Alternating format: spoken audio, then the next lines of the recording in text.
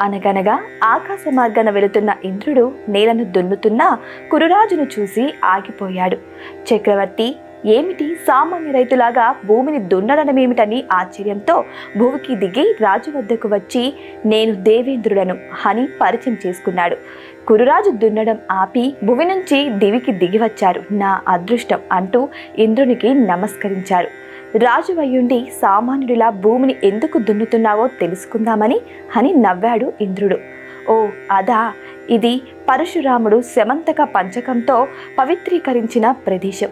ఈ ప్రదేశంలో పుట్టిన వారందరూ స్వర్గానికి చేరుకోవాలన్న సంకల్పంతో ఇక్కడ నేను ఒక యాగం చేయాలని తలపెట్టాను సమాధానమిచ్చాడు కురురాజు. పాపపుణ్యాలతో సంబంధం లేకుండా కేవలం ఈ ప్రదేశంలో జన్మించినంత మాత్రానే స్వర్గమా? నీ కోరిక చిత్రంగా అసమంజసంగా కూడా ఉంది అని ఇంద్రుడు భృకుటి ఆశ్చర్యంతో పైకి లేచి ఆగ్రహంతో ముడిపడింది.